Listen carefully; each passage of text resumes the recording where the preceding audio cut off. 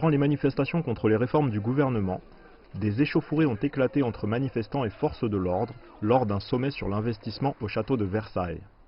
Le président français avait réuni des chefs d'entreprise de partout dans le monde pour la journée. Mais les manifestants ont fait entendre leur voix et leur mécontentement. Le président s'intéresse davantage au monde des affaires qu'aux petites gens. Deux choses à mon avis. Déjà, on vient vérifier qu'ils ne vendent pas le château de Versailles à BlackRock. Parce que quand même, vu qu'il est capable de vendre les retraites à BlackRock, on se demande s'il ne va pas vendre le château de Versailles ou à AXA ou à Bernard Arnault. Tout ce qu'il fait, c'est pour les patrons. Ah, les patrons ne sont pas touchés, hein. Il n'y a que les gens qui sont touchés.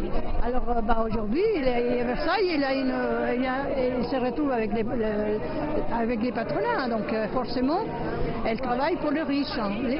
Elle est ultra riche, pas pour parce qu'avec tout l'argent qu'elle a donné aux riches, elle aurait pu très bien renforcer les caisses de retraite. Hein.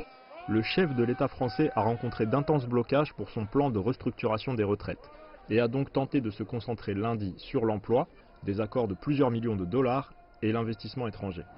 Le sommet Choose France est devenu un rendez-vous annuel organisé au cœur des fastes royaux. Les chefs d'entreprise ont annoncé des accords d'investissement dans un certain nombre de secteurs allant de l'industrie automobile, la restauration, la technologie, à l'industrie pharmaceutique. Le président a visité une entreprise en soulignant les changements que son gouvernement avait apportés. Des changements qui seraient pour le mieux, selon lui.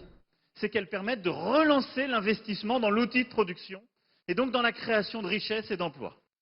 Ensuite, on a baissé le coût du travail et on est en train de continuer et on fait toutes ces réformes pour simplifier justement l'embauche. C'est les ordonnances de début de quinquennat, c'est la réforme de l'assurance chômage il y a quelques mois et donc on crée aussi un environnement en France qui est plus compétitif en matière de travail. Beaucoup de ces chefs d'entreprise se trouvent au sommet de Versailles en prévision du Forum économique mondial de Davos. Et de nombreux nouveaux accords ont été signés avec des entreprises comme Toyota, AstraZeneca et Coca-Cola. Mais le somptueux décor et le faste sont bien loin des préoccupations des manifestants, qui luttent pour des retraites plus justes.